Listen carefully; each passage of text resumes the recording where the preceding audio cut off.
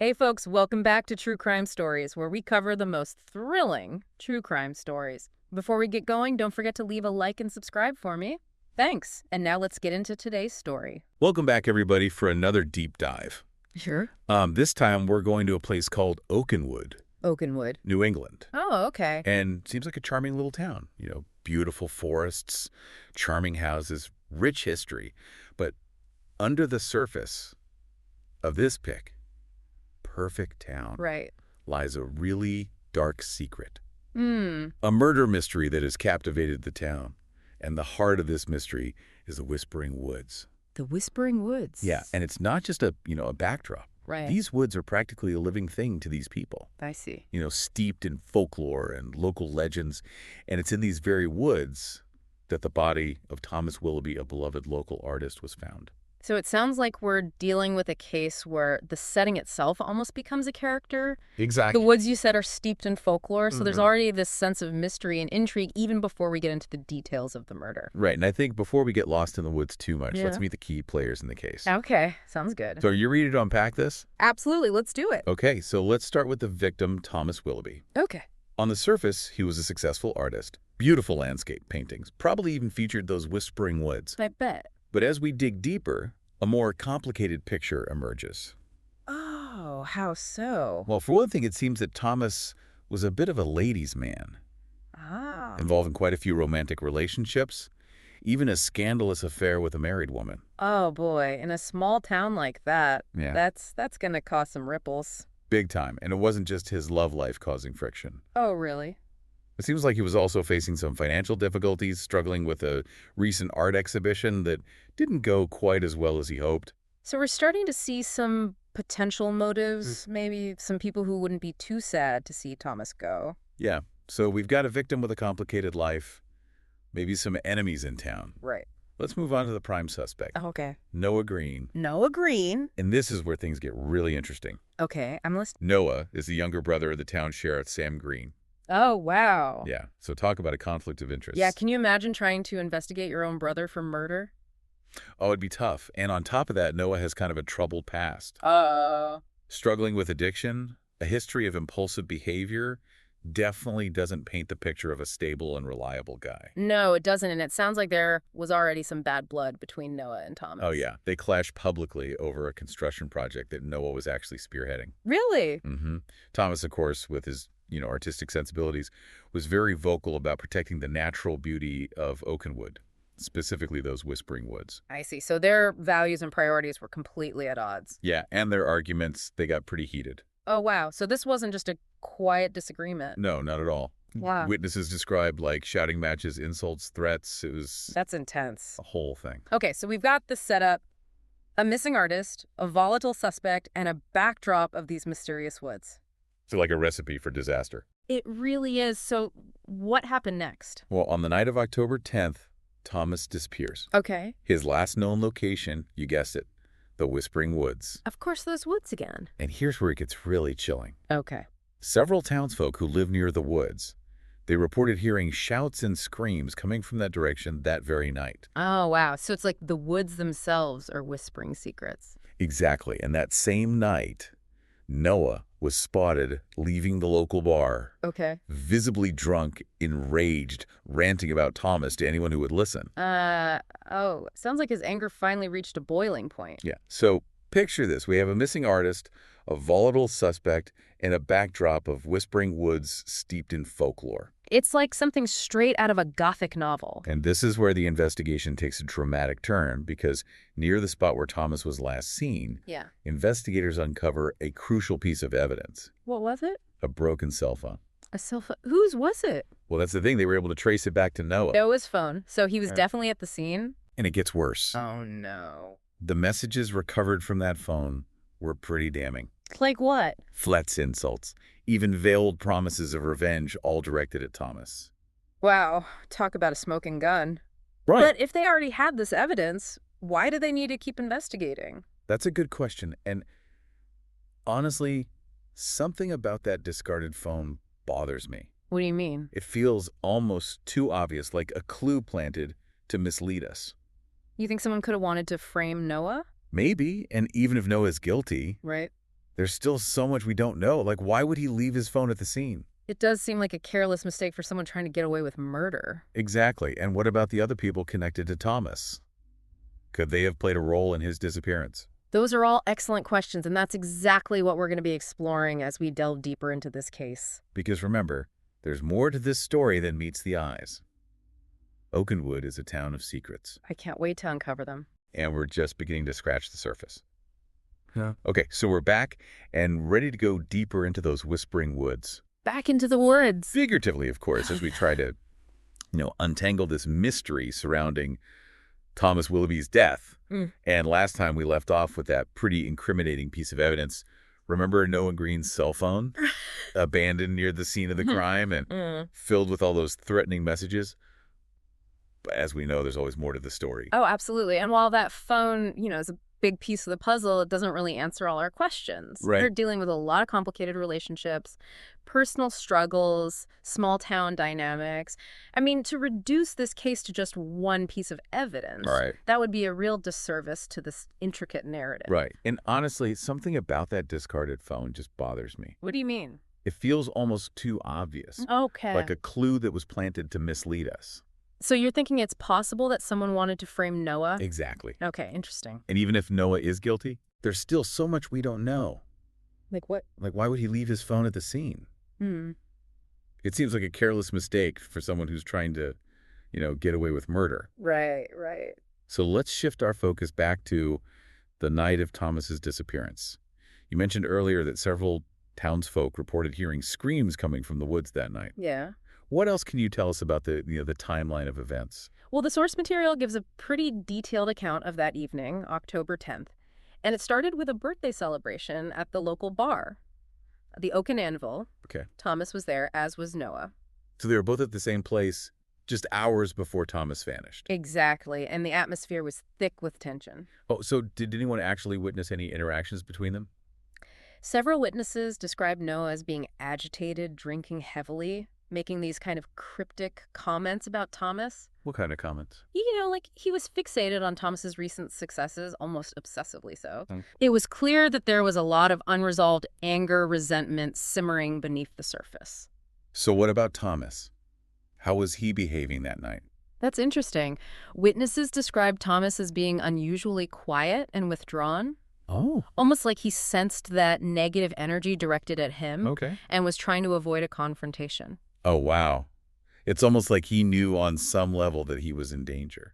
It's certainly possible. Yeah. I mean, our understanding of human behavior, especially in stressful situations, is constantly evolving. Right. And there's growing evidence to suggest that we can subconsciously pick up on those subtle cues, warning signs from our environment and the people around us. Wow, that's fascinating. It is, isn't it? Okay, so back to that night. We know that Noah stormed out of the bar sometime around 10 p.m. What about Thomas? When was he last seen? According to the source material, Thomas left about 15 minutes after Noah. Okay. No one actually saw them leave together, but several people noticed they both headed in the direction of the Whispering Woods. Of course they did. Yeah. It's like those woods are a magnet for trouble in this story. Well, they are an integral part of Oakenwood's identity, geographically and symbolically. Right. It makes sense that they play such a, significant role in this whole narrative. Okay, so Noah and Thomas both head toward the woods, and then what exactly happened in those woods that night?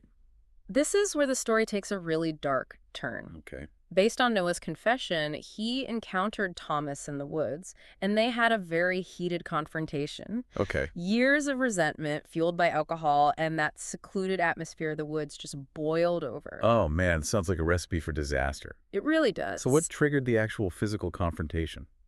According to Noah, they argued about that construction project, but things escalated quickly to, personal insults and accusations. Okay. The source material suggests that Noah felt really belittled and threatened by Thomas's success, both as an artist and as a respected member of the community. It's classic envy and resentment, just amplified by their personal history Right. and, that intense atmosphere of the woods. Right, exactly. But how did a verbal argument turn deadly?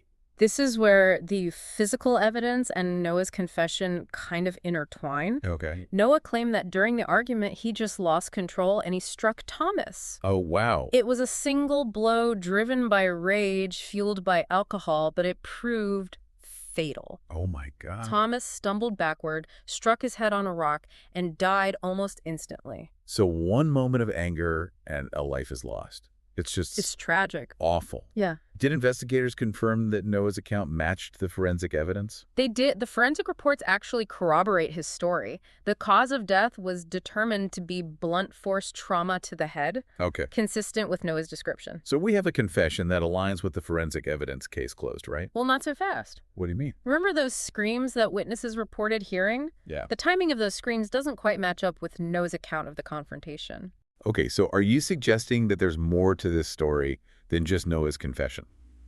It's a possibility. Like maybe he wasn't alone in the woods that night. It's possible. And remember that abandoned cell phone. Yeah. What if it wasn't carelessly discarded but deliberately planted? Oh, wow.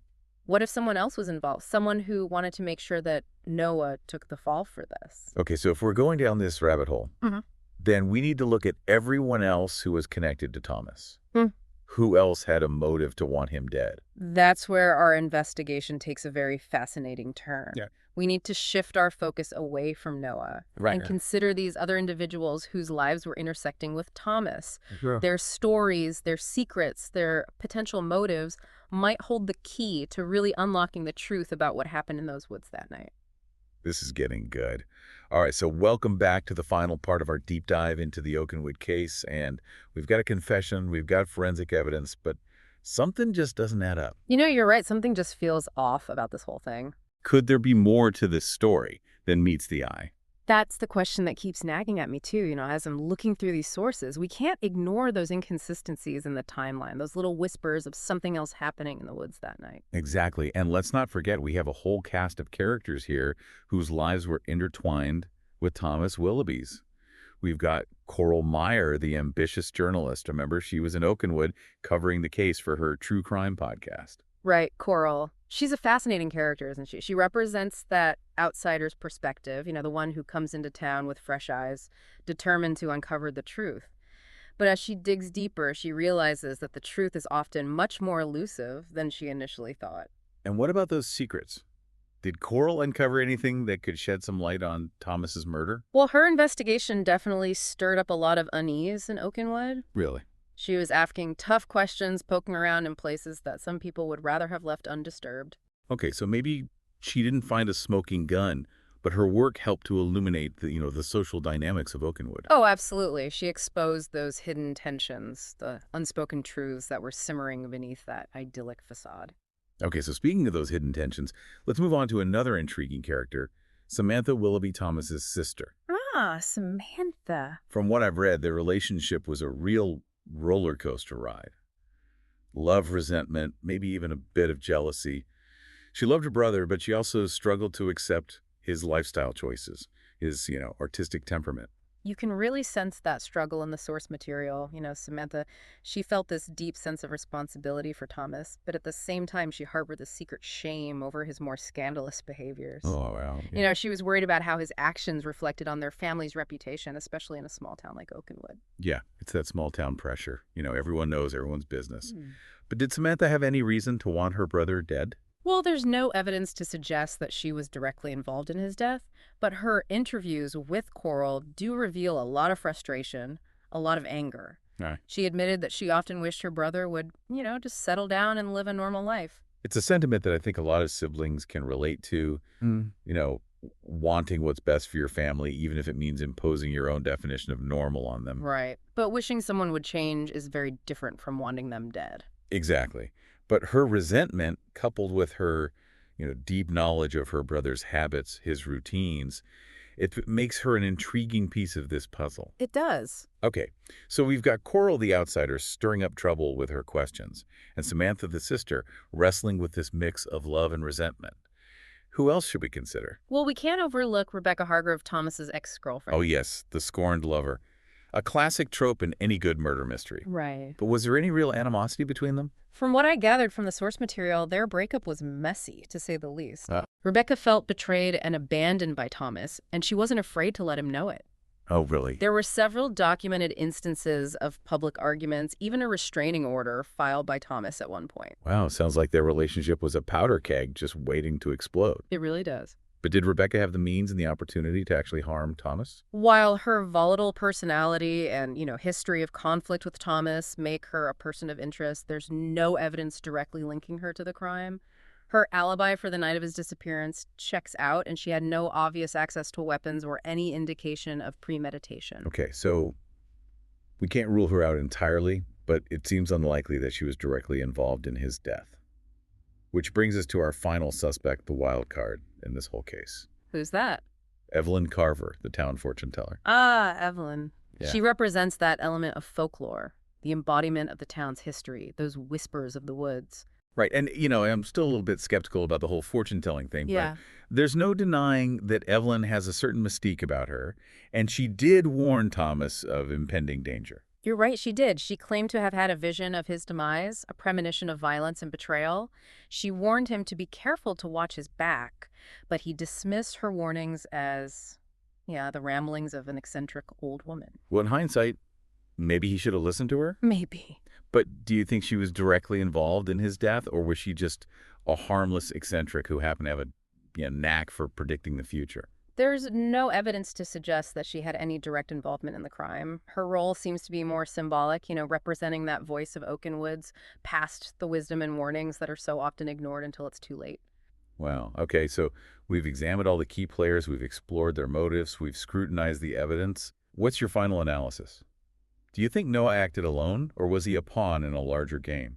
Based on the evidence presented in these sources, it seems most likely that Noah was solely responsible for Thomas's death. Noak? His confession aligns with the forensic evidence, and there's no concrete proof to suggest that anyone else was directly involved. But what about those inconsistencies in the timeline? Those whispers of something else happening that night? Those inconsistencies, they do remain a puzzle, but they're not enough to overturn the weight of evidence against Noah. It's possible that he simply misremembered the exact sequence of events, or that there's some detail he's still withholding out of fear or shame. So the mystery of Oakenwood, those whispers in the woods, they might never be fully explained. But even without those definitive answers, this case serves as a powerful reminder that truth is often elusive. It is. It's hidden beneath layers of perception memory, the complexities of human nature. Well said. Well, this has been a fascinating journey, albeit a bit unsettling, into the heart of a small town grappling with a shocking crime. It has. Thank you for joining me on this deep dive. The pleasure was all mine. And to our listeners, thank you for joining us on another deep dive. Until next time, keep exploring, keep questioning, and keep those lights on.